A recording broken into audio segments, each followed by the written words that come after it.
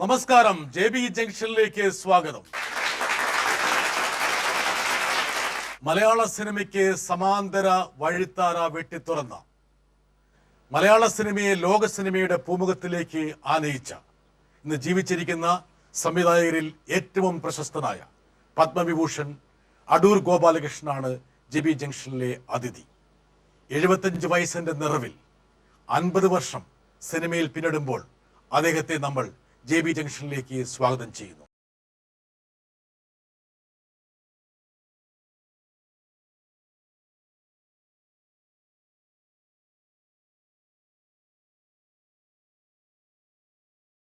Adoor sir, ഞാൻ ഭയങ്കര പരിഭ്രമത്തിലായിരിക്കണം. എന്താ കാരണം വെച്ചാല് ഇതുപോലൊരു ഇതിഹാസ പുരുഷനെ എങ്ങനെയാണ് ഞാൻ കൈകാര്യം ചെയ്യുന്നത്? എന്റെ മനസ്സിലുള്ള പരിഭ്രമമാണ് ഞാൻ പറഞ്ഞത്. ഞാൻ ഒരുപാട് കാലമായി അടൂർ സാറിനെ ഇവിടെ എന്റെ മുമ്പിൽ ഇരുത്തണമെന്ന് ആഗ്രഹിച്ചിരുന്നു. പക്ഷെ അപ്പോഴൊക്കെ എന്നെ വേട്ടയാടിയത് ഈ പരിഭ്രമത്തിന്റെ അളവാണ്. പിന്നെ ഒരു മുഹൂർത്തം വരട്ടെ എന്ന് ചിന്തിക്കുകയും ചെയ്തു. ഈ രണ്ട് ഘടകങ്ങളാണ് എന്നെ താങ്കളുമായിട്ടുള്ള അഭിമുഖം വൈകിപ്പിക്കാനുള്ള കാരണം. പലർക്കും അഭിമുഖത്തിൽ വരാൻ പേടിയാണ്, അതുകൊണ്ട് ഇവിടെ നേരെ തിരിച്ചാ, എനിക്കാണ് പേടി. ഞാൻ എത്രയോ കാലമായിട്ട് താങ്കളെ സസൂക്ഷ്മം നിരീക്ഷിക്കുന്നതാണെന്ന് ഡൽഹിയിൽ സാറ് വരുന്ന സമയത്ത് മാധവൻകുട്ടിയുടെ കൂടെ കണ്ടിട്ടുണ്ട്, ശ്രീ VK മാധവൻകുട്ടിയുടെ. അങ്ങനെ അല്പം വിട്ട് എന്നാൽ വളരെ കൃത്യമായിട്ട് അടൂർ സാറിനെ നിരീക്ഷിക്കുന്നതാണ്. അതിന്റെ പരിഭ്രാന്തിയാണ് എന്നെ ഇപ്പോൾ ഈ അഭിമുഖത്തിൽ എന്നെ ചൂഴ്ന്നു നിൽക്കുന്നത്. അതുകൊണ്ട് ഒരുപക്ഷെ താങ്കളുടെ സഹായം എനിക്ക് വേണ്ടി വരും. അഭിമുഖത്തിനുള്ള വേറെ പ്രത്യേകത, എനിക്ക് മിസ്റ്റർ ബ്രിട്ടാസിനെ നേരിട്ട് പരിചയമില്ല, കേട്ടിട്ടേ ഉള്ളൂ, കേട്ടറിവേ ഉള്ളൂ. അതാണ് ഏറ്റവും നല്ലത്. അതെ അതെ, ഒരു രീതിയിൽ നല്ലതാണ്. ഒരു മുൻവിധിയില്ലാതെ കേട്ടറിഞ്ഞതൊന്നും അത്ര മോശപ്പെട്ട കാര്യമൊന്നുമല്ല. മോശമായിട്ടൊന്നും കേട്ടില്ല.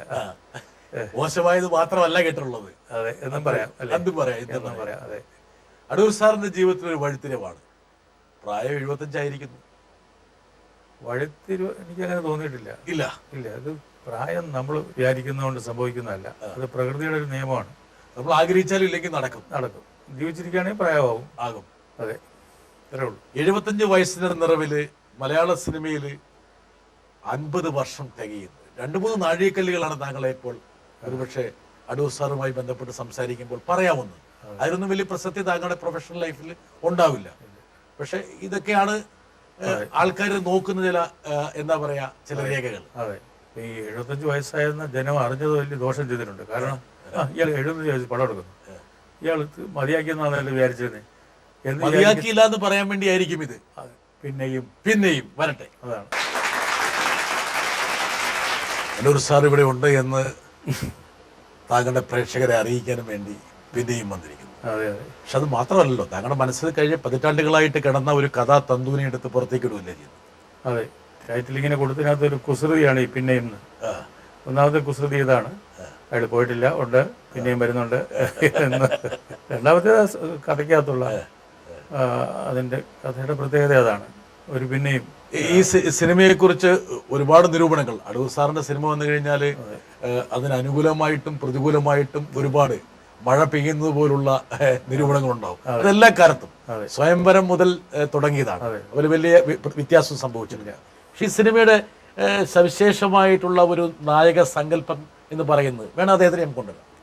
ഞാൻ പറഞ്ഞു, എൻ്റെ പേര് ദിലീപ് എന്നാണ്, ഞാനിവിടെ സിനിമയിലൊക്കെ അഭിനയിക്കുന്നുണ്ട്, എന്തെങ്കിലും ഒരു ചാൻസ് എനിക്ക് തരാൻ പറ്റുമോ? അതൊക്കെ സാറിനോട് എൻ്റെ സംഭവം, സാറ് അന്ന് എന്നെ ആശ്വസിപ്പിച്ചൊക്കെ വിട്ടു, അങ്ങനെ ഒരു അവസരം വരികയാണെങ്കിൽ. സത്യത്തിൽ കാരണം ഞാൻ അസിസ്റ്റന്റ് ഡയറക്ടറായിട്ട് വർക്ക് ചെയ്യുന്ന സമയത്ത് കമൽ സാറ് ഒരുപാട് പേരെ ആശ്വസിപ്പിച്ചു കൊടുത്ത് ഞാൻ കണ്ടിട്ടുണ്ട്.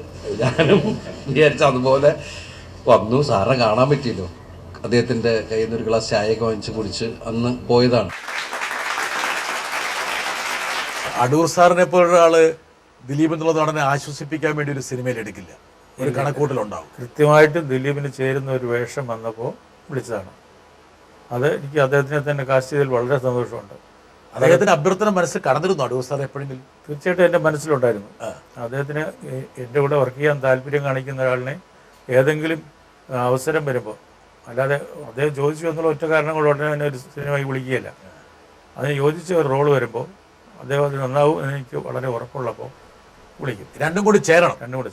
അതായത് മനസ്സിലുണ്ട്, പക്ഷെ അത് മാത്രം പോരാ. അതെ, ആ ഒരു റോളിലേക്ക് അദ്ദേഹം യുക്തനായിരിക്കണം. അതെ, അതുപോലെ കാവ്യ. അടൂർ സാറിൻ്റെ പടത്തിൽ അഭിനയിക്കാനുള്ള ഒരു അവസരം രണ്ടാമതും ലഭിച്ചതിൽ ഒരുപാട് ഭാഗ്യം ചെയ്തിട്ടുണ്ടെന്ന് തോന്നി എനിക്ക്.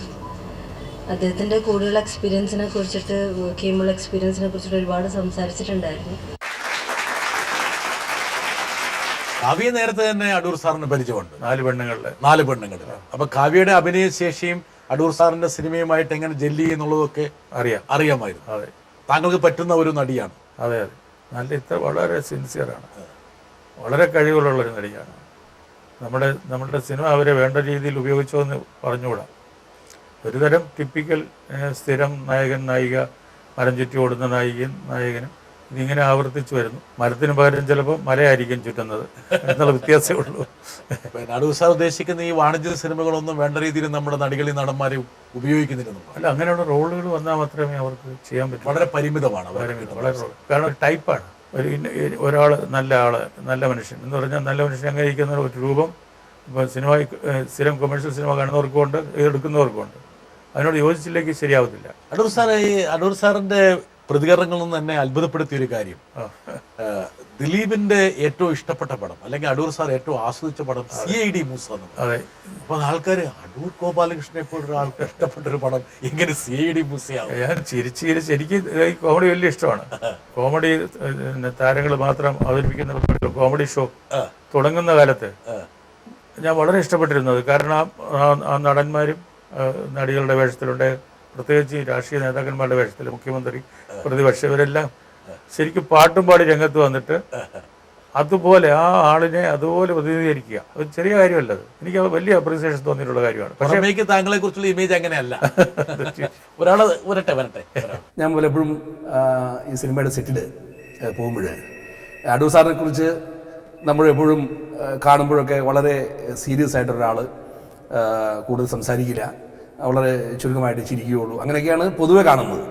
പക്ഷേ അദ്ദേഹമായിട്ട് അടുത്തപ്പോൾ സിനിമയുടെ സെറ്റിൽ മാത്രമല്ല മറ്റ് സംസാരിക്കുമ്പോഴൊക്കെ പ്രത്യേകിച്ച് ആരും മനസ്സിലാക്കാത്തൊരു കാര്യം, അടുത്ത് ഇടപെടുന്നവർക്ക് മാത്രം അറിയാവുന്നൊരു കാര്യം എനിക്ക് മനസ്സിലായത്, അദ്ദേഹം എന്ത് സംസാരിച്ചാലും സംസാരത്തിനിടയ്ക്ക് ഭയങ്കര ഹ്യൂമർ സെൻസുള്ള ഒരാളാണ്.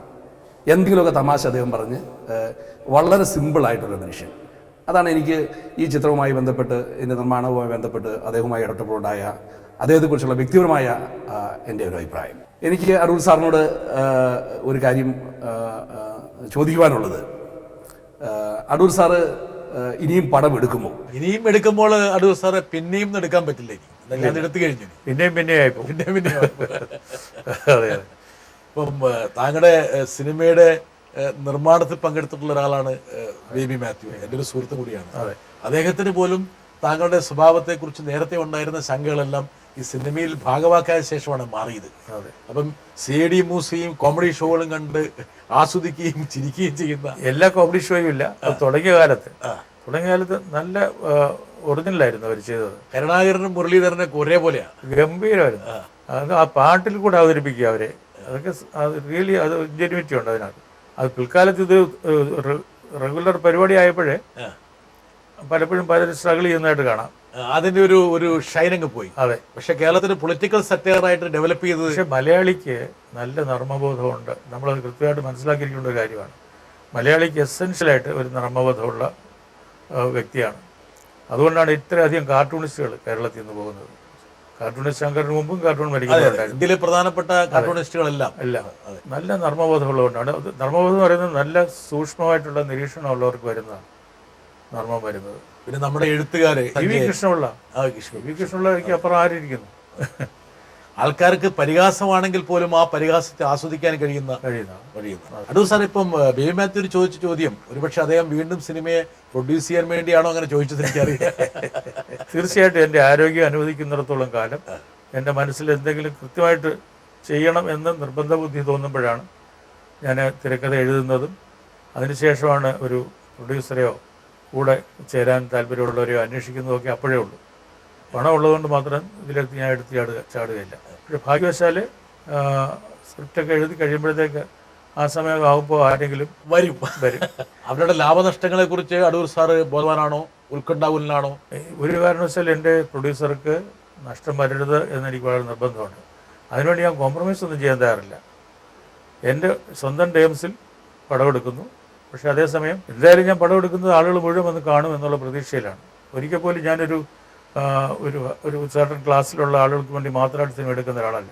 ഇപ്പോൾ തന്നെ ഈ പടം റിലീസ് ചെയ്തപ്പോഴേ എല്ലാ തരത്തിലുള്ള ഓഡിയൻസ് എവിടുന്നൊക്കെയോ ടെലിഫോൺ നമ്പർ പിടിച്ച് മനസ്സിലാക്കിയിട്ട് അവർ ഫോൺ ചെയ്യുന്നുണ്ട്. കേരളത്തിലെ എല്ലാ ഭാഗത്തു നിന്നും വലിയ ഹൈപ്പ് സാധാരണഗതിയിൽ അടൂർ സാറിനൊരു സിനിമയ്ക്ക് കിട്ടാത്ത ഒരു കൊമേഴ്സ്യൽ ഹൈപ്പ് ഈ സിനിമയ്ക്ക് ഉണ്ടായി. അതിൽ 1-2 ഘടകങ്ങളുണ്ട്. ഒന്ന്, മീഡിയ നല്ല രീതിയിൽ അതിനെ പ്രൊമോട്ട് ചെയ്യുന്നത്. രണ്ടാമത്തെ കാര്യം, ഈ സിനിമയിലെ പ്രധാനപ്പെട്ട പ്രൊട്ടഗോണിസ്റ്റ് എന്ന് പറയുന്ന ദിലീപും കാവ്യയും ഇവിടുത്തെ മെയിൻ സ്ട്രീം സിനിമയുടെ 2 പ്രധാനപ്പെട്ട ചേരുവകളാണ്. അത് ഇവരുടെ ഒരു കൊമേഴ്സ്യൽ വയബിലിറ്റിയെ മനസ്സിൽ വെച്ചുകൊണ്ടാണ് ഇവർ രണ്ടുപേരും കൊണ്ടുവന്നത്. അതെയോ? അല്ല, ഞാനിത് ആദ്യമായിട്ടല്ല സ്റ്റാർസിനെ എൻ്റെ പടത്തിൽ പങ്കെടുപ്പിക്കുന്നത്. ആദ്യത്തെ പടത്തിൽ മധു ശാരദയാണ്. ആ സമയത്ത് ഏറ്റവും വലിയ സ്റ്റാർസാണ് അവർ. അത് കഴിഞ്ഞ് മമ്മൂട്ടി 3 പടങ്ങളിൽ അഭിനയിച്ചിട്ടുണ്ട്. പക്ഷെ അന്നൊന്നും പിന്നെ എൻ്റെ ഈ വിതരണം അത് ഏറ്റവും മോശമായ ഒരു ഭാഗമായിരുന്നു. സിനിമ ശരിക്കുമുള്ള നിലയിൽ ആളുകളിൽ എത്തിക്കാനുള്ള അത് സാധിച്ചിട്ടില്ല. ആദ്യമായിട്ടാണ് ശരിക്കും പറഞ്ഞാൽ എൻ്റെ ഈ 50 വർഷത്തെ സിനിമാ ജീവിതത്തിനിടയിൽ ആദ്യമായിട്ടാണ് ഇത്രയും വലിയ തോതിലുള്ള ഒരു ഡിസ്ട്രിബ്യൂഷൻ ഉണ്ടാകുന്നത്. അതിലെനിക്ക് വളരെ സന്തോഷമുണ്ട്. അത് തന്നെയും കേരളത്തിന് പുറത്ത് മറ്റ് ബിഗ് സിറ്റീസ് മറ്റ് നഗരങ്ങളിൽ ഇംഗ്ലീഷിൽ സബ്ടൈറ്റിൽ ചെയ്തിട്ട് മലയാളികളല്ലാത്തവരും വന്ന് കാണാൻ വേണ്ടിയിട്ട് അങ്ങനെയുള്ള ശ്രമമൊക്കെ നമ്മൾ നടത്തിയിട്ടുണ്ട്. അത് വളരെ വിജയിക്കുന്നു എന്ന് വേണം. കുറച്ചും കൂടി അപ്ഡേറ്റ് ചെയ്ത് തുടങ്ങിയല്ലേ? അല്ല, ഞാൻ മുമ്പും പുറകിലൊന്നും അല്ല അക്കാര്യത്തിലൊന്നും. ഞാൻ പടം എടുത്താൽ എല്ലാവരും കാണണം എന്നുള്ള ആഗ്രഹമുണ്ട്. പക്ഷെ അത് പലപ്പോഴും ഒരു മുൻവിധിയുണ്ട് ആളുകൾക്ക്, വിതരണക്കാർക്കായാലും തിയേറ്ററുകാർക്കും ഒക്കെ ഒരു മുൻവിധിയുണ്ട്. ഈ പടം അത് ഓടത്തില്ല എന്നൊക്കെ തീരുമാനിക്കുകയാണ്. ശരിക്കും അവാർഡ് കിട്ടുന്ന പടം അത് ഓടുന്ന പടമല്ല എന്ന് തീരുമാനിക്കുക. നേരെ തിരിച്ച എൻ്റെ അനുഭവം, സ്വയംവരം അവാർഡ് കിട്ടിയതിന് ശേഷമാണ് ഞങ്ങൾ ആദ്യം റിലീസ് ചെയ്തിട്ട് പരാജയപ്പെട്ടു വരാം. എനിക്ക് അതിനെക്കുറിച്ച് കുറച്ച് വിശദമായിട്ട് സംസാരിക്കാം. അപ്പം ഒരു പക്ഷേ താങ്കളുടെ കൂടെ ഈ സിനിമയിലും പ്രവർത്തിച്ച ഒരാൾ ഇങ്ങനെ വെമ്പി നിൽക്കുകയാണ് വരാൻ വേണ്ടി. നോക്കട്ടെ. അടൂർ സാറിൻ്റെ ഇവിടെ 4ാമത്തെ വർക്കെന്ന് പറയാം. 2 ഡോക്യുമെൻ്ററിയും 4 5 പറയാനില്ല. മറ്റേ 4 പെണ്ണുങ്ങളും 1 പെണ്ണും 2 ആണും 4ാമത്തെ സിനിമയാണ്.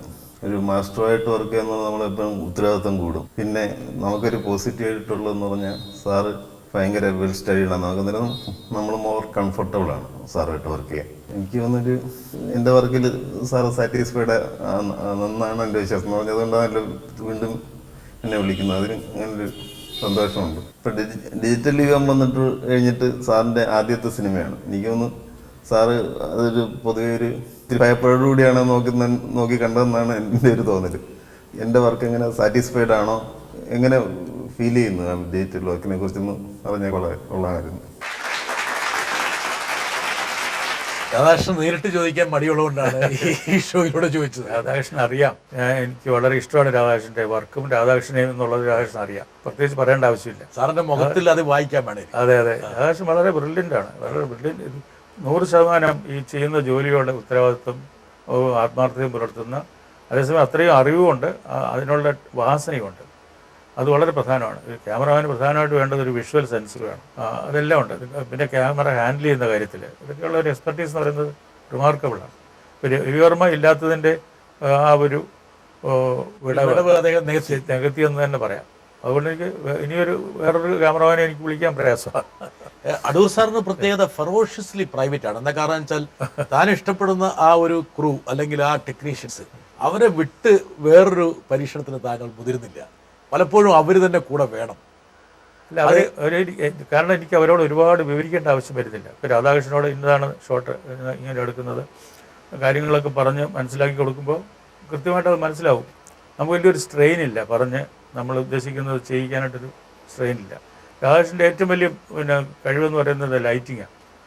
ലൈറ്റിങ് എക്സലൻ്റ് ആണ്. പിന്നെ ഈ എക്സ്പോഷർ, ഇതൊക്കെയാണ് ക്യാമറമാന് പ്രധാനമായിട്ട് വേണ്ടത്. ഇതിലൊക്കെ രാധാകൃഷ്ണൻ അതിനകത്തൊരു അത് ജന്മവാസനയാണ്, പഠിച്ചതുമാണ്, ജന്മവാസനയുണ്ട്, രണ്ടുമുണ്ട്. ഡിജിറ്റൽ യുഗത്തിൽ സാറിൻ്റെ ഒരു പരീക്ഷണം വന്നു. എനിക്ക് വളരെ സംശയത്തോടുകൂടിയാണ് ഞാൻ ഈ ഡിജിറ്റൽ യുഗത്തിലേക്ക് പ്രവേശിച്ചത്. കാരണം ഇത്രയും കാലം ഈ നെഗറ്റീവ് ഫിലിം ഉപയോഗിച്ച് നമുക്ക് പടം എടുത്ത് ഷോട്ട് വേണമെങ്കിൽ നെഗറ്റീവ് പോലും എടുത്ത് ഇങ്ങനെ നോക്കാൻ പറ്റുമായിരുന്നു. ഇതിപ്പം ഒന്നുമില്ല നമ്മുടെ മുമ്പിൽ. ശരിക്കും പറഞ്ഞാൽ മായ എന്ന് പറയുന്നത് ഇതാണ് ശരിക്കും. കാരണം ഒരു ഡിസ്ക്കാണ്, അത് ചിലപ്പോൾ തുറന്നെന്നും വരാൻ തുറന്നില്ലെന്നോ അത് ശരിക്കും മായയാണ്. പിന്നെ ദൈവത്തിൻ്റെ കാര്യം പറയുന്നുണ്ട്, ദൈവം ഉണ്ടോ ഇല്ലയോ എന്ന് നമുക്ക് അറിഞ്ഞുകൂടല്ലോ. ഉണ്ടെന്നും പറയാം ഇല്ലെന്നും പറയാമെന്ന് പറഞ്ഞിട്ട് വിട്ട് അതുപോലുള്ളൊരു ഇതാണ്. പക്ഷേ ഇത് അനുവദിക്കുന്ന സൗകര്യങ്ങൾ ഒരുപാടുണ്ട്. കാരണം ഒരു ഷോട്ട് എടുത്തു കഴിഞ്ഞാൽ അപ്പം തന്നെ നമുക്ക് മോണിറ്ററിൽ തിരിച്ചിട്ട് കാണാം. എന്തെങ്കിലും കുറവുണ്ടെന്നുണ്ടെങ്കിൽ അപ്പം തന്നെ പരിഹരിക്കാൻ പറ്റും. മറ്റേ സിനിമയ്ക്ക് അത് പഴയ കാലത്തെ പോലെ ഫിലിം മേക്കിംഗ് അത്ര വിഷമമല്ല. പറ്റില്ല. അതാണെങ്കിൽ നെഗറ്റീവ് നമ്മൾ ഷൂട്ട് ചെയ്തിട്ട് നെഗറ്റീവ് കൊണ്ടുപോയി മദ്രാസിൽ കൊണ്ടുപോയി പ്രോസസ്സ് ചെയ്ത് അത് കഴിഞ്ഞ് നമ്മൾ ഷൂട്ടിംഗ് എല്ലാം കഴിഞ്ഞിട്ട് വേണം അവിടെ ചെന്നിട്ട് ഇതിൻ്റെ റഷസ് കാണാനായിട്ട്. അപ്പോഴെന്തെങ്കിലും കുഴപ്പമുണ്ടെങ്കിൽ രണ്ടാമത് വീണ്ടും ഷൂട്ട് ചെയ്യാൻ പോകണം. സാറിന് നടക്കാറില്ല. ഈ സാഹചര്യത്തിൽ ഡിജിറ്റൽ യുഗത്തിൽ വേണമെങ്കിൽ അടൂർ സാറിന് വേണമെങ്കിൽ വലിയ എന്താ പറയുക കാലവിടവില്ലാതെ വീണ്ടും വീണ്ടും സിനിമയിലേക്ക് വരാമല്ലോ എന്നുള്ള ചോദ്യം വേണമെങ്കിൽ ആൾക്കാർ ചോദിക്കാം. പക്ഷെ അത് ചോദിക്കാൻ പറ്റുന്ന ഒരാളെ ഞാൻ ഇവിടെ കൊണ്ടുവരുന്നുണ്ട്. വരട്ടെ. സാധാരണ അന്നൊക്കെ 2.5 വർഷം 3 വർഷം ഒക്കെയാണ് പടങ്ങളുടെ ഗ്യാപ്പ് വന്നിട്ടുള്ളത്. തകഴി കഥകൾ ചെയ്തതിന് ശേഷം ഇപ്പോൾ 8 വർഷം കഴിഞ്ഞാണ് വീണ്ടും പിന്നെയും എന്ന ചിത്രം ചെയ്തത്. ഇനി തീർച്ചയായിട്ടും വലിയ ഗ്യാപ്പില്ലാതെ 2-3 വർഷത്തിനുള്ളിൽ തന്നെ നിശ്ചയമായും അടുത്ത ചിത്രവും ഉണ്ടാവുമെന്ന് കരുതുകയാണ്. അലിയാർ സാർ എനിക്ക് തോന്നുന്നു താങ്കളുടെ വളരെ വേണ്ടപ്പെട്ട ഒരു അഭിജയകാംക്ഷി കൂടിയാണ്. ഒരുപാട് കാലം താങ്കളോടൊപ്പം ഉള്ള ഇവർക്കൊക്കെ സാറിനോടുള്ളൊരു ചോദ്യം, എന്തിനാണ് ഇത്രയും ഗ്യാപ്പ്? 8 വർഷത്തെ ഗ്യാപ്പ്. എൻ്റെ 8 വർഷം എൻ്റെ ജീവിതത്തിൽ പലതും സംഭവിച്ചൊരു കാലമാണ്. വളരെ ദുഃഖകരമായ ഒരു കാലമാണ് ഞാൻ കടന്നു പോകുന്നത്. ആ സമയത്ത് നമുക്കൊന്നും ഒരു ക്രിയേറ്റിവിറ്റി ഒന്നും വരികയില്ല. പക്ഷേ അതിൻ്റെ ഇമ്പാക്റ്റ് പിന്നെ ആയിരിക്കും വരുന്നത്. കലാകാരനെ സംബന്ധിച്ചിടത്തോളം ഒരു അനുഭവം ദോഷമല്ല എന്ന് പറയാറുണ്ട്. എല്ലാ അനുഭവവും അയാളുടെ അനുഭവത്തിൻ്റെ ഫണ്ടിലേക്ക് പോവുകയാണ്. അവിടെ നിന്ന് അയാൾക്ക് കുറേശ്ശായിട്ട് ഇങ്ങനെ ഊർജ്ജം എടുക്കാം എന്ന് പറയാറുണ്ട്. അത് വളരെ സത്യമാണ്. നമുക്ക് വളരെ താങ്ങാനൊക്കാത്ത ദുഃഖങ്ങളൊക്കെ ഉണ്ടാകുന്ന ഒരു കാലമാണ്. ആ കാലം നമുക്ക് കുടുംബ സാമൂഹ്യ സാഹചര്യം കൂടി നമ്മളെ അതിലേക്ക് പ്രേരിപ്പിക്കും. പിന്നെ നമ്മളൊരു സിനിമ എടുക്കുക എന്ന് പറഞ്ഞു കഴിഞ്ഞാൽ എന്നെ സംബന്ധിച്ചിടത്തോളം നമ്മുടെ സർവ്വവും അതിനകത്ത് ഇൻവെസ്റ്റ് ചെയ്യുകയാണ്. വേറൊരാൾ സ്ക്രിപ്റ്റ് എഴുതി തന്ന ഇനി ഒരാളുടെ കഥ എടുത്തിട്ട് വേറൊരാളിരുന്ന് ഇത് ചെയ്യുന്ന പോലെയല്ല. എല്ലാം നമ്മൾ തന്നെ നമ്മുടെ എമോഷൻസ് മുഴുവനും അതിനകത്ത് നമ്മുടെ ഉള്ളിൽ നിന്ന് വരുന്നതാണ്, നമ്മുടെ മനസ്സിൽ നിന്ന് വരുന്നതാണ്. അങ്ങനെ ചെയ്യുമ്പോൾ അതിൻ്റെതായിട്ടുള്ള ഗുണങ്ങൾ വന്നേക്കും. ആ ഒരു ഇന്റൻസിറ്റി വരും. ശരിക്കും പറഞ്ഞാൽ സാധാരണ നമ്മുടെ കൊമേഴ്സ്യൽ രംഗത്ത് കാണുന്ന പോലെ എല്ലാം കൂടി ഒന്ന് കൂട്ടി യോജിപ്പിച്ച് ശരിയാക്കി നട്ടും ബോൾട്ട് വിട്ട് തിയേറ്ററിലേക്ക് വിടുന്ന ഒരു സംവിധായകന്റെ രൂപത്തിൽ താങ്കൾ വരാൻ ആഗ്രഹിക്കുന്നില്ല? ഇല്ല. അങ്ങനെയാണെങ്കിൽ നേരത്തെ ആവേണ്ടതായിരുന്നു.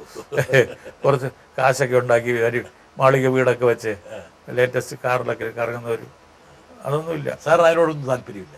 ഒരു താല്പര്യമില്ല. ഞാൻ കഴിയുന്നത്ര ലളിതമായിട്ടാണ് ജീവിക്കുന്നത്. എനിക്ക് തോന്നുന്നു ഈ സിനിമയിൽ താങ്കൾ നൽകാൻ ശ്രമിച്ചൊരു സന്ദേശവും അതാണ്. അതായത് ഇങ്ങനെയൊക്കെ ഉണ്ടാക്കിയിട്ടും പ്രത്യേകിച്ച് കാര്യമൊന്നുമില്ല. അത് ബൈബിളിൽ പറയുന്ന പോലെയാണ്, ലോകം മുഴുവൻ നേടിയിട്ട് എന്ത് കാര്യം, സമാധാനം നഷ്ടപ്പെട്ടാരെന്നുള്ളത്. ശരിയാണ്. അതാണ് താങ്കളുടെ ജീവിതത്തിന്റെ ഒരു വളരെ ശരിയാണ്. എൻ്റെ ഒരു ഔട്ട്ലുക്കാണത്. മാത്രമല്ല ഞാനൊരു അനാവശ്യമായിട്ടുള്ള ആർഭാടം കാണിക്കാത്ത ഒരാളാണ്. അതിൽ വിശ്വസിക്കുന്നില്ല. അത് മാത്രമല്ല, ഇതൊരു ക്രൂരകൃത്യം ചെയ്തിട്ടാണ് ഇവർ ഇതിനു വേണ്ടിയിട്ടേ. ഇവരുടെ ഗുഡ് ലൈഫ് എന്ന് പറയുന്നത്, നല്ല ജീവിതത്തെ പറ്റിയുള്ള സങ്കല്പം എന്ന് പറയുന്നത് വളരെ തെറ്റാണ്. നമ്മുടെ ഒരു മിഡിൽ ക്ലാസിൻ്റെ പ്രശ്നമാണത്. നല്ല ജീവിതം എന്ന് പറഞ്ഞാൽ ഇന്നതെല്ലാം വേണം, അയലത്ത് ഇന്നതെല്ലാം ഉണ്ട്, അതുപോലെ നമുക്ക് വേണം. നമുക്ക് ആവശ്യമുണ്ടായിട്ടല്ല, അയലത്തുണ്ട് ഇതൊക്കെ. പക്ഷേ അടൂർ സാറേ, ഈ സിനിമാ ലോകം ഭയങ്കര മെറ്റീരിയലിസ്റ്റിക് ആകുന്ന ഒരു കാലഘട്ടമാണ്. ആ കാലഘട്ടത്തിലൂടെയാണ് താങ്കൾ കടന്നു പോകുന്നത്. പക്ഷെ അതിൻ്റെ ഈ പറഞ്ഞ പ്ലഷേഴ്സും അതിൻ്റെ ഈ പറഞ്ഞ ഭൗതികമായിട്ടുള്ള ആസ്വാദനങ്ങളെയൊക്കെ റെസിസ്റ്റ് ചെയ്യുന്നതിന് അതെന്താ താങ്കൾ ഉപയോഗിക്കുന്നത്? അതിനെ റെസിസ്റ്റ് ചെയ്യുകയല്ല ഞാൻ, ശരിക്കും പറഞ്ഞാൽ റെസിസ്റ്റ് ചെയ്യുകയല്ല ചെയ്യുന്നത്. ഞാൻ ആദ്യത്തെ എനിക്ക് ഏറ്റവും സന്തോഷമുള്ളത്, സംതൃപ്തിയുള്ള ഒരു കാര്യം, ആദ്യത്തെ സിനിമ മുതൽ ഇപ്പോൾ എടുത്ത സിനിമ വരെയുള്ള ഒരു സിനിമയിൽ ഞാൻ കോംപ്രമൈസ് ചെയ്തിട്ടില്ല. ഒരു സ്ഥലത്ത് എനിക്കിങ്ങനെ ചെയ്യേണ്ടി വന്നു എന്ന് അവതാ പറയേണ്ട ആവശ്യമില്ല. ഒരു പശ്ചാത്താപമില്ല. പിന്നെയും എന്നുള്ള സിനിമ ഇറങ്ങിയ ശേഷം അതാത് കാലഘട്ടങ്ങളിൽ എനിക്ക് ചെയ്യാവുന്ന ഏറ്റവും നല്ല സിനിമയാണ് ഞാൻ ചെയ്തത്. ആ കാലഘട്ടവുമായി ബന്ധപ്പെടുത്തുമ്പോൾ അതെ, തീർച്ചയായിട്ടും. അത് പിന്നീട് വേണമെങ്കിൽ എടുത്തു മാറ്റി വെച്ചിട്ട് വേണമെങ്കിൽ ഒരുപാട് ന്യൂനതകൾ വേണമെങ്കിൽ കാണാൻ വേണമെങ്കിൽ അത് പ്രയാസമായിരിക്കും. അത്ര എളുപ്പമല്ല. അല്ലെങ്കിൽ സാമൂഹിക ഘടന മാറിക്കൊണ്ട് വേണമെങ്കിൽ അത് എഴുതി നിന്നേക്കാം. ഇല്ല, ഞാൻ ശരിക്കും പറഞ്ഞാൽ നമ്മൾ ഈ പടം എടുക്കുന്ന കാലഘട്ടത്തിലേക്ക് മാത്രമല്ല സിനിമ എടുക്കുന്നത്. അത് കഴിഞ്ഞുള്ള കാലത്തും പ്രസക്തമായിട്ടുള്ള പ്രമേയങ്ങളും അതുപോലുള്ള ജീവിത മുഹൂർത്തങ്ങളും സന്ദർഭങ്ങളും കഥാപാത്രങ്ങളും ഒക്കെയാണ് ഞാൻ ആവിഷ്കരിക്കുന്നത്. ഇതിന് നമ്മുടെ നാട്ടിൽ ഉള്ള പ്രസക്തി പോലെ തന്നെ നമ്മുടെ കേരളത്തിന് പുറത്തുണ്ട്. കേരളത്തിനുള്ള പുറത്ത് അതിന് കാരണം ഒരു യൂണിവേഴ്സാലിറ്റിയിലോട്ട് വരുന്നു. അതുകൊണ്ട് അടൂർ സാറേ, ഈ പിന്നെയും എന്നുള്ള സിനിമ നമ്മൾ പിന്നെയിലൊന്ന് കുറച്ച് കറങ്ങിയിട്ട് പോകാൻ വേണ്ടി വിചാരിക്കുക. അതെ. പിന്നെയും എന്നുള്ള സിനിമ ഇറങ്ങിയ ശേഷം ഒരുപാട് അഭിപ്രായങ്ങൾ വന്നു. എനിക്ക് തോന്നുന്നു ഒരു പെട്ടെന്നൊരു കുത്തൊഴുക്ക് പോലെ പല അഭിപ്രായങ്ങൾ. അതിൽ ചില വിമർശനങ്ങളും വന്നിട്ടുണ്ട്. സാർ ശ്രദ്ധിച്ചിട്ടുണ്ടാവും. ചില സിനിമാ മേക്കേഴ്സ് തന്നെ ചില വിമർശനങ്ങൾ വന്നു. അടൂർ സാറിന്റെ മുൻ സിനിമകളുമായിട്ട് കമ്പയർ ചെയ്യുമ്പോൾ അതിന്റെ ക്ലാസ് നിലനിർത്താൻ കഴിയുന്നില്ല. പിന്നെ രണ്ടാമത്തെ ഒരു ആരോപണമായി വന്നത് ഈ നടനെ ദിലീപ് എന്ന നടനെ വേണ്ട രീതിയിൽ ഉപയോഗിച്ചില്ല. രണ്ടാം പാതിയിൽ പിന്നെ കുറഞ്ഞുപോയി, അല്ലെങ്കിൽ രണ്ടാം പാതി പൂർണ്ണമായും ശൂന്യമായി പോയി. മൂന്ന്, അല്പം ആർട്ടിഫിഷ്യൽ ആയിട്ടുള്ള സംഭാഷണ രീതി അവർക്കുണ്ടായിരുന്നോ? അതിനെപ്പറ്റി ആദ്യം പറയട്ടെ. പറ. ആർട്ടിഫിഷ്യൽ ഇത് മുമ്പേ ഉള്ളതാണ്. കാരണം കഥാപുരുഷൻ എന്ന് പറഞ്ഞ എൻ്റെ സിനിമ ചെയ്തപ്പോൾ ഒരു പത്രത്തിൽ, അത് ഇംഗ്ലീഷ് പത്രമാണ്, അതിൻ്റെ ലേഖകൻ എഴുതി ഇതിൽ ആളുകളെല്ലാം അച്ചടി ഭാഷയിൽ സംസാരിക്കുന്നു. കാരണമുണ്ട്, അയാൾ ചാത്തന്നൂക്കാരനാണ്. ചാത്തന്നൂക്കാർക്ക് ഈ സൗത്ത് ട്രാവൻകൂറിലെ ഭാഷയാണ് സംസാരിക്കുക, എന്തരെ എന്നൊക്കെ പറയുന്നുള്ള ഭാഷയാണ്. അവർക്ക് ഈ നല്ല ശുദ്ധമായ മലയാളം കേൾക്കുമ്പോൾ കൃത്രിമമായിട്ട് തോന്നും. അതാണ് ഈ പലർക്കും സംഭവിച്ചിരിക്കുന്നത്. ഞാനിത് എൻ്റെ നാട്ടിലെ, ഞാൻ ജനിച്ചു വളർന്ന സ്ഥലത്തെ ഭാഷയാണ് ഞാൻ ഉപയോഗിച്ചിരിക്കുന്നത്. മലബാറിലെ പിന്നെ എന്തുട്ടാ ആ ഭാഷയല്ല, ഇനി ഇല്ല എന്ന് പറയുന്നത് ആ ഭാഷ, അതൊക്കെ കല്യാശ്ശേരി ഭാഷ, അത് വേറെ. ഇവിടെ നമ്മുടെ നാട്ടിലെ, എൻ്റെ നാട്ടിലെ ഓണാട്ടുകര സംസാരിക്കുന്ന ഭാഷയാണ് ഇതിനകത്ത് ഉപയോഗിച്ചിരിക്കുന്നത്.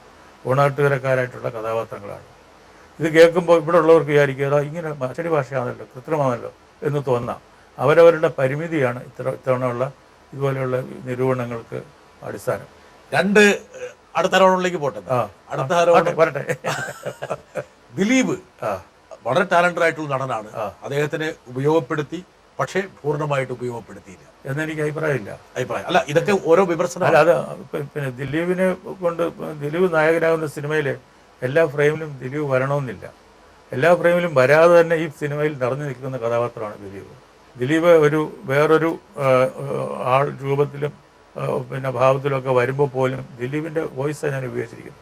അവിടെ പോലും ദിലീപ് നിറഞ്ഞു നിൽക്കുകയാണ്. അപ്പം ഈ ചിത്രത്തിന്റെ ലൊക്കേഷൻ ഗൾഫിലേക്ക് മാറിയെങ്കിൽ പോലും അതെ, അവിടെയും ഈ പറഞ്ഞ പ്രകടമായ ഈ ദിലീപിന്റെ സാന്നിധ്യമില്ല. ഉണ്ട്, പ്രകടമായ സാന്നിധ്യം ഉണ്ട്. കാരണം ഞാൻ ഇപ്പോൾ ആളുകൾക്ക് ഇതിങ്ങനെ ഇതിനകത്ത് സിനിമയ്ക്കകത്ത് സിനിമയുടെ ഭാഷ വളരെ പ്രാകൃതമായ രീതിയിലാണ് അവർ മനസ്സിലാക്കി വെച്ചിരിക്കുന്നത്. അതുകൊണ്ടാണ് ഇത്രയും കാലം ഈ വാണിജ്യ സിനിമയിൽ തിമിർത്ത് കളിച്ചതിന്റെ ഈ ഹാങ് ഓവറിൽ നിന്നാണോ ഇങ്ങനെയുള്ള വിമർശനങ്ങൾ വരുന്നത്?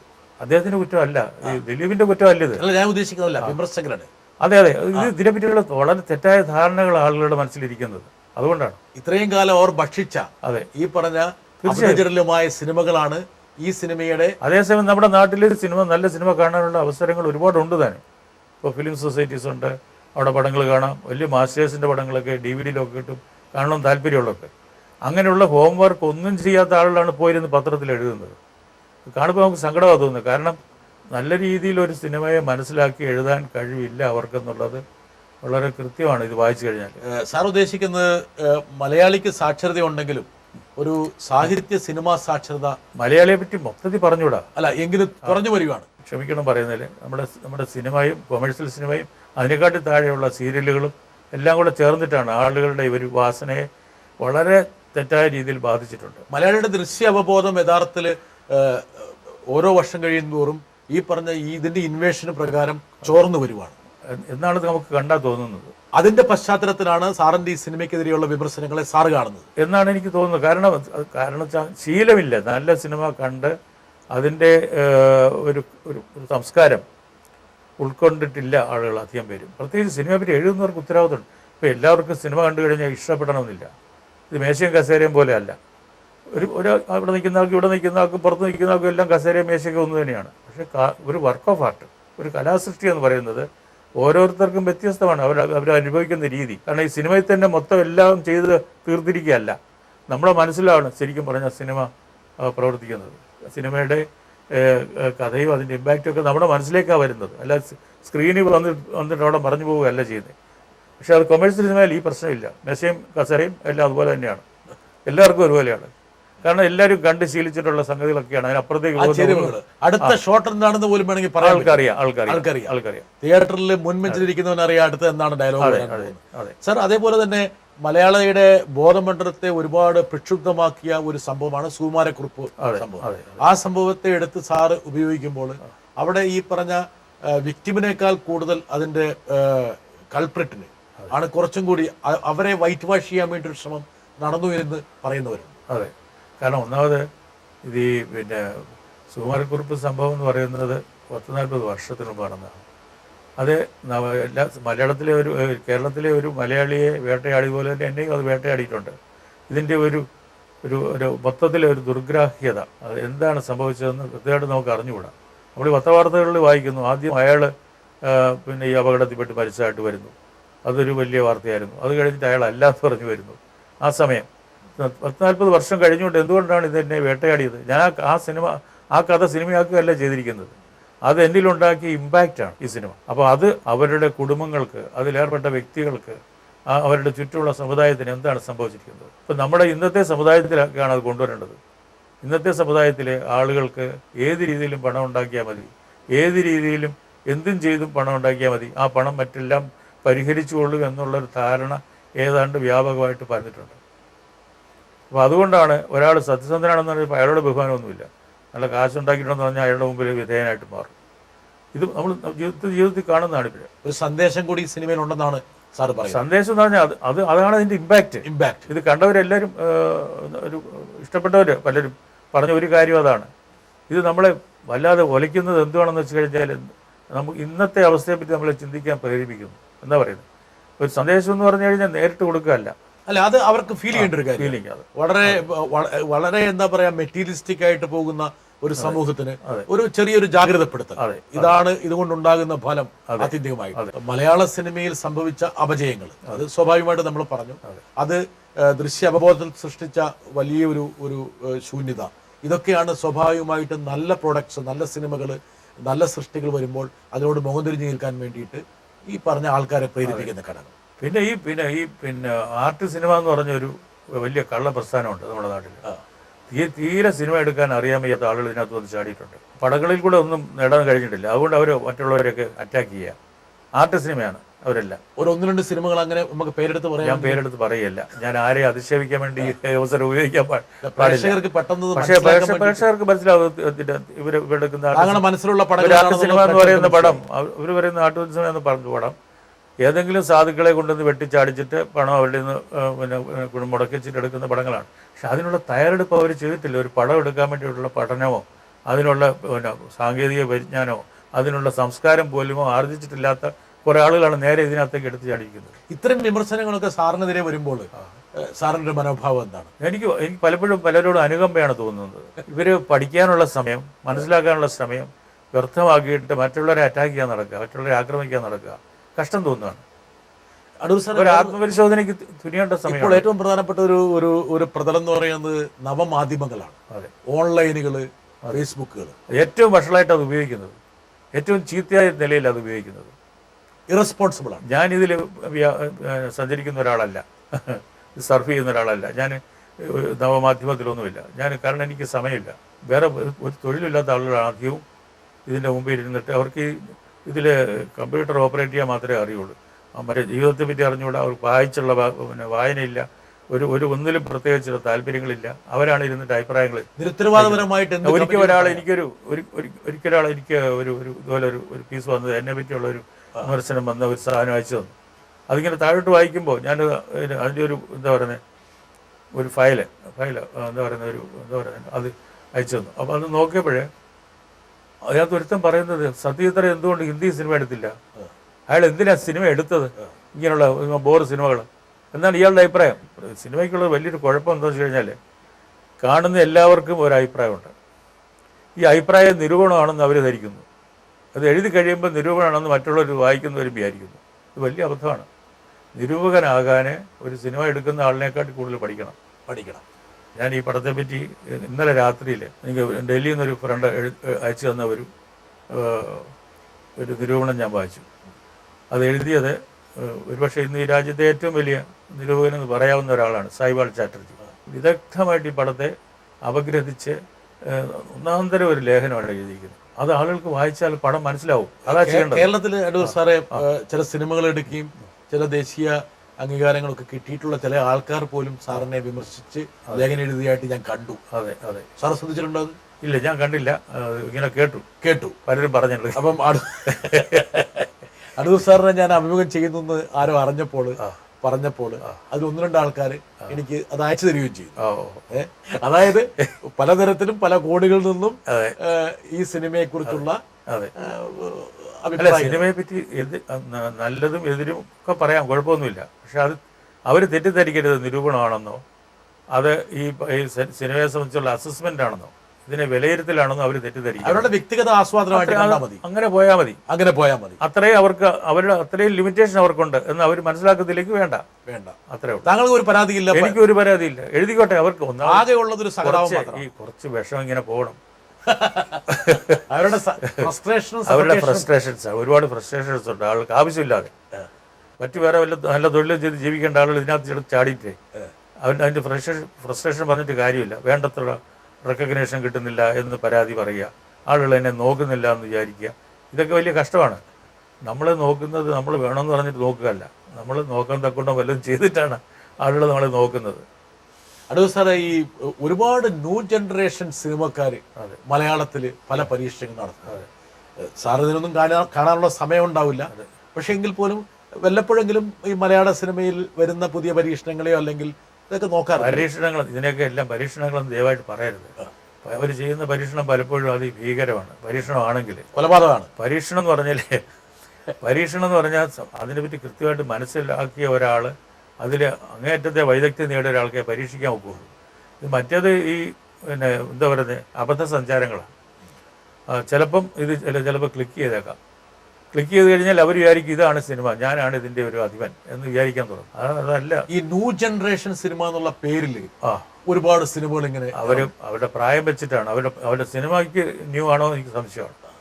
പ്രായം വെച്ചിട്ടാണ്. കാരണം ഈ അതിലെ ഭേദപ്പെട്ട സിനിമകൾ പലരും ഞാൻ കണ്ടിട്ടുണ്ട്. തീർച്ചയായിട്ടും അതിനകത്ത് എടുത്തു പറയാൻ യോഗ്യതയുള്ള പലരുമുണ്ട്, സംശയമൊന്നുമില്ല. പക്ഷെ അവരെല്ലാം പക്ഷെ അവരൊന്നും ന്യൂ ജെന്നിൽ പെടുന്നവരല്ല. ഈ ന്യൂ ജെൻ എന്നറിയപ്പെടുന്ന ആളുകളെന്ന് പറയുന്നത് പഴയ സിനിമ തന്നെ ഈ പറഞ്ഞതിൻ്റെ കൂട്ട് മരം ചുറ്റുന്നതിന് പകരം മരം ചുറ്റുകയോ അല്ലെങ്കിൽ വേറെ എന്തെങ്കിലും ആ മാതിരിയുള്ള ചെറിയ വ്യത്യാസങ്ങളൊക്കെ ചെയ്തിട്ട് ചെറുപ്പക്കാരെ ഇങ്ങനെ ഉദ്ദീപിപ്പിക്കാനുള്ള ഓരോ സംഗതികൾ ചെയ്യുക. ഇതിനെക്കുറിച്ച് ചില വിമർശനങ്ങൾ നേരത്തെ വന്നിരുന്നപ്പോൾ ഈ ന്യൂ ജനറേഷനെ കുറിച്ച് എനിക്ക് തോന്നുന്നു കലാഭവമണി പറഞ്ഞൊരു അഭിപ്രായമുണ്ട്. ഫാൻസിന്റെ മുകളിൽ ഷഡിയിടുന്ന പരിപാടിയാണ് ഈ ന്യൂ ജനറേഷൻ. അച്ഛനും വേണ്ട, അമ്മയും വേണ്ട, ഒന്നും വേണ്ട.